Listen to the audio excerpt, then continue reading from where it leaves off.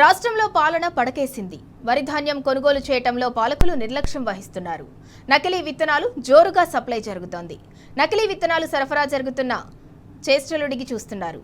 కుమరం భీం ఆసిఫాబాద్ జిల్లా కాగజ్ నగర్ మండలం పెద్దవాగు సమీపంలో భారీగా నకిలీ పత్తి విత్తనాలను స్వాధీనం చేసుకున్నారు. ఐచర్ వ్యాన్ గడ్డిలో దాచి పత్తి విత్తనాలను తరలిస్తున్నారు.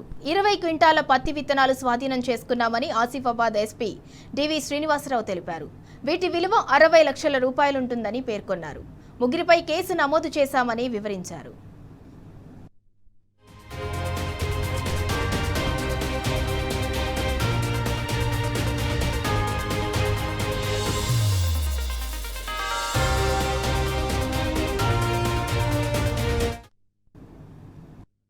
ఒకటి సస్పెక్టెడ్ లారీ ఒకటి మనం ఐచర్ వన్ ఒకటి పట్టుకోవడం జరిగింది. సో దీని పరిస్థితి చూసినప్పుడు మనకు అందులో 20 క్వింటాల cotton seed, fake cotton seed మనం గుర్తించడం జరిగింది. దాని వర్త్ 60 లక్షల రూపాయలు. సో ఇమీడియట్ గా అతను ప్రశ్న చేస్తే అది కర్ణాటక తీసుకొస్తామని చెప్పారు. గజనగర్ ఘాట్ అని కర్ణాటక ఏరియాలో అక్కడ గుడ నుంచి వస్తున్నది తెలిసింది. సో అతన్ని పట్టుకొని మనం తీసుకోవడం జరిగింది.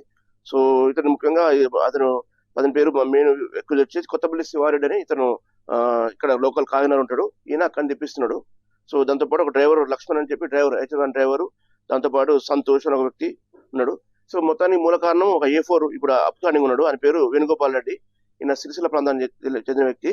వీరంతా కలిసి ఒక గ్యాంగ్ గా ఏర్పడి మన కర్ణాటక ప్రాంతంలో తీసుకొచ్చి ఇక్కడ మన చుట్టుపక్కల అమ్మాలని చెప్పి ప్రయత్నంతో పాటు చేయడం జరిగింది. సో వాళ్ళని మన రోజు పట్టుకొని అరెస్ట్ చేయడం జరిగింది. దాంతో పాటు సీజ్ చేయడం జరిగింది. Cotton seed, fake cotton seed.